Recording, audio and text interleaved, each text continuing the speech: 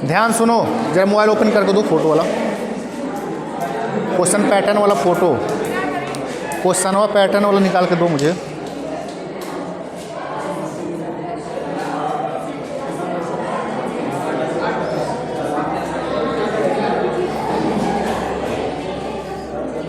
बैठो, सुनो, शांत हो जाओ, क्वेश्चन का पैटर्न समझ लो।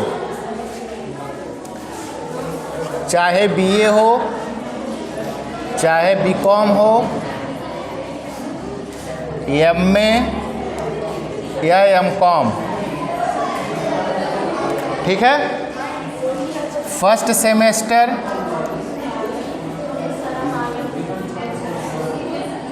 एंड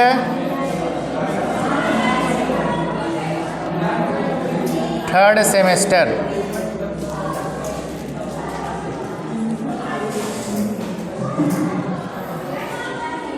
सेकेंड भी, फोर्थ भी,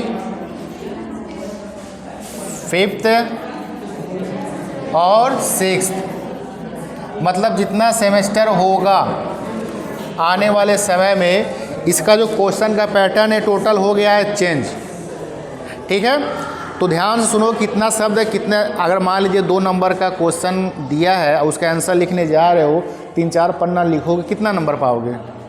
2 ही नंबर पाओगे। तो कम से कम आपको लिमिट पता होना चाहिए कि कितना हम अपने आंसर में कितने वर्ड का इस्तेमाल करेंगे, वो पूरा हो जाएगा। अगर 15 नंबर का क्वेश्चन है, आधे पेज में लिखोगे तो क्या आंसर पूरा हो जाएगा? नहीं। जितना वह लिमिट देगा उतना लिमिट पूरा करना है, तो वह लिमिट यहाँ पे जानना ज़रूरी है। जब तक आपको लिमिट नहीं पता रहेगा तो फिर आप आंसर पूरा कंप्लीट नहीं कर पाओगे। तो चाहे कोई आपका फ्रेंड सर्कल में चाहे कोई बीए कर रहा हो, चाहे बीकॉम, चाहे एमए, चाहे एमकॉम, इस साल एडमिशन लिया हो या पिछले साल एडमिशन लिया हो, ठीक है। एमए में तो इस साल से भी सेमेस्टर लागू हो गया है। आप तो दोगे फर्स्ट सेमेस्टर का एग्ज़ाम, आपकी जो सीनियर हैं वो देंगे थर्ड सेमेस्टर का एग्ज़ाम, बाकी second, fourth, fifth and six वाला जैसे प्रोसेस में होगा यह होगा। लेकिन आपका पाला किससे पढ़ने वाला है? फर्स्ट सेमेस्टर से, बीए का भी, बीकॉम का भी और एमए का भी और एमकॉम का भी। इस साल करंट आज जो थर्ड सेमेस्टर में है या आपके सीनियर जो सेकेंड ईयर में, वो यहाँ पे एग्ज़ाम देंगे। तो पिछले बार क्वेश्चन का पैटर्न टोटल चेंज था। पिछले बार जैसा क्वेश्चन का पैटर्न था इस बार सेम नहीं रहेगा, सब बदल दिया गया है। तो क्वेश्चन को जनरली इसने 5 भागों में बांटा है। कितने भागों में? 5 भागों में। तो 5 भाग जानना जरूरी है, कितने भाग में कितने वर्ड लिमिट में लिखने हैं और कितने क्वेश्चन आपको अटेम्प्ट करने हैं, यह जानना बहुत ही ज़रूरी है। आपका तीनों मेजर में आएगा, यह माइनर एमसीक्यू होगा। क्यों? तो उसमें लागू नहीं होता है, लेकिन जो मेन रिटन पेपर है वहाँ पे यह लागू होगा। तो प्रश्न संख्या 1, प्रश्न संख्या 1 में टोटल 5 क्वेश्चन दिए रहेंगे, ए, बी, सी, डी, ई, ठीक है। पाँचों का पाँचों करना अनिवार्य है। इसमें कोई भी कंसेशन, कोई भी डिस्काउंट, कोई भी ऑप्शन कुछ भी नहीं है, ठीक है। एक क्वेश्चन कितने नंबर का है? 3 नंबर का। 3 यहाँ पे हुआ, 3, 3, 3, 3, टोटल कितना हो गया?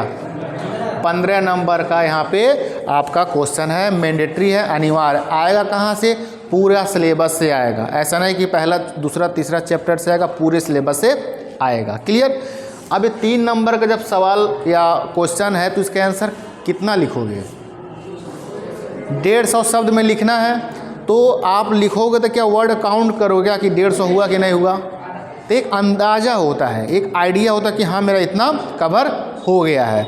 सपोज ये कॉपी आपका हुआ,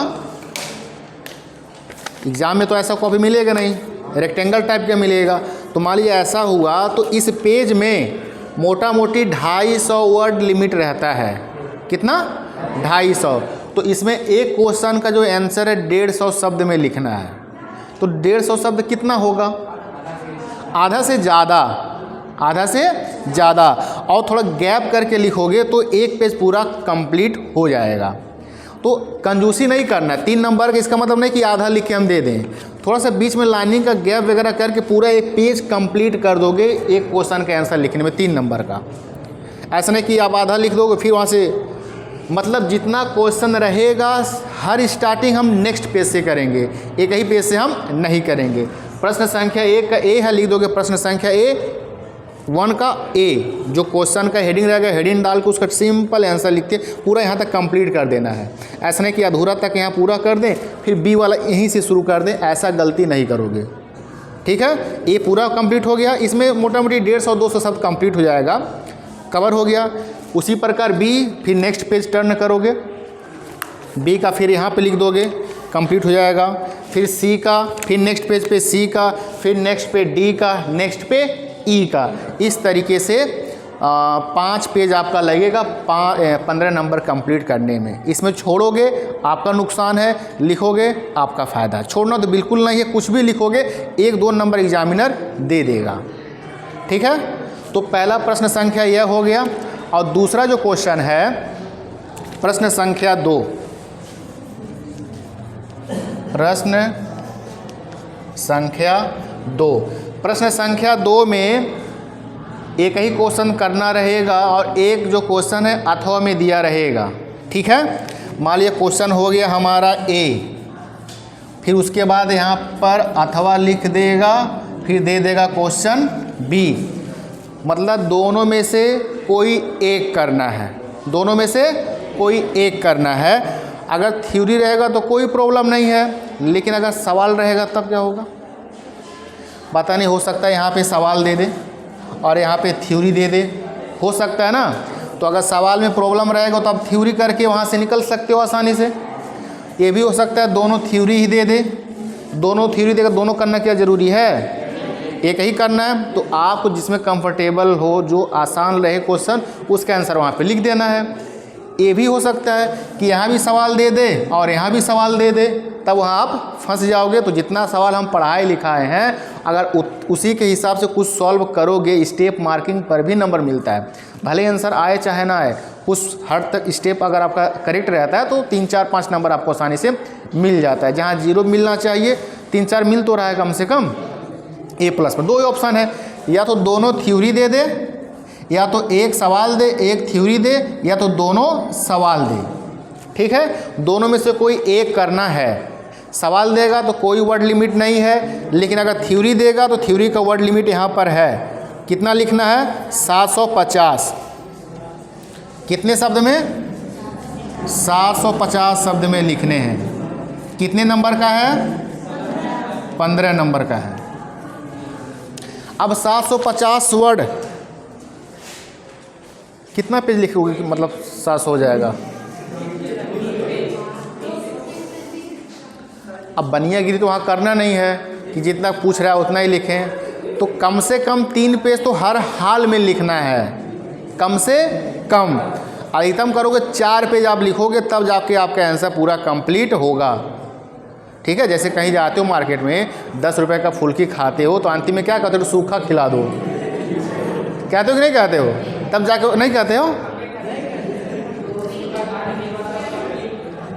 अब सुनो, तो 750 वर्ड, शांत हो जाओ। एक में आपका 250 हुआ, दूसरे में 250 हुआ, 250 हुआ, तो 750 आपका ऑलरेडी हो चुका। तो एक में 250 और कंप्लीट कर देना है, मतलब मोटा मोटी 4 पेज आपको लिख देना है। ठीक है, तब जाके यहाँ पे आंसर आपका पूरा हो जाएगा।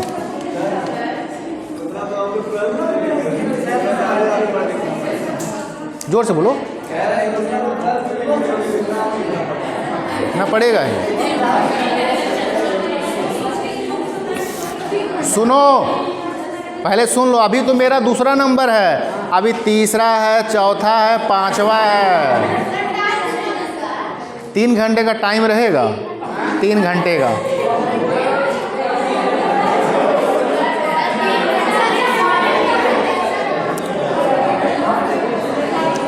आप सुनो ध्यान से, 3 घंटा का जो टाइम है सब यहाँ से देखा जाता है, मॉनिटर किया जाता है।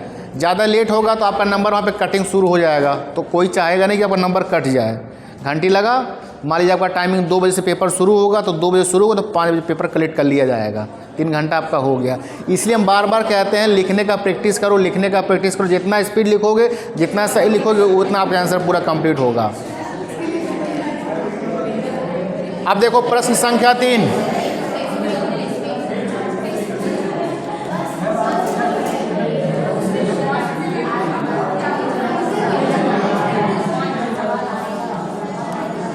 सेम वही रहेगा प्रश्न संख्या 3 में, या तो ए दिया रहेगा अथवा बी, दोनों में से कोई एक करना रहेगा। सेम वही प्रोसेस है, 750 वर्ड में लिखने हैं, 15 नंबर का रहेगा। क्लियर? पेज वही, कम से कम 3 पेज लिखने हैं, अधिकतम 4 पेज लिख सकते हो। उसी प्रकार प्रश्न संख्या 4, ए अथवा बी, सेम वही है, 750 वर्ड, 15 मार्क्स, दोनों में से कोई एक करना है। अब ध्यान सुनो, एग्ज़ाम में कैसा क्वेश्चन पेपर मिलेगा, वह जो उत्तर पुस्तिका कैसे मिलेगा हम बताएंगे आपको। यहाँ पे एक नॉर्मली कॉपी दे देंगे, कैसे उसे फिल करना है सारा बताएंगे, और वहाँ पे एक नॉर्मल ऐसे ही रिटर्न भी ले लेंगे कि हाँ कितना कितना वर्ड लिमिट कैसे हो रहा है। हम जल्दी कल परसों तरसों कभी भी ले सकते हैं, कॉपी मेरे पास है, रखा हुआ है। ठीक है, तो कितना हुआ? 1 2 3 4, अब 5वां है प्रश्न संख्या 5 में ए रहेगा अथवा बी रहेगा, 750 वर्ड, 15 मार्क्स का रहेगा। यही क्वेश्चन का पैटर्न रहेगा, समझ लो कैसे कैसे क्या करना है। नहीं समझोगे तो आप बूझोगे, आप समझोगे, मुझे कोई से लेना देना नहीं है। समझ में आ गया ना? किसी को कुछ डाउट है तो पूछो, किसी को कुछ डाउट है तो हमसे पूछो, तो फिर ऐसे मिटाएं, आगे बढ़े हम।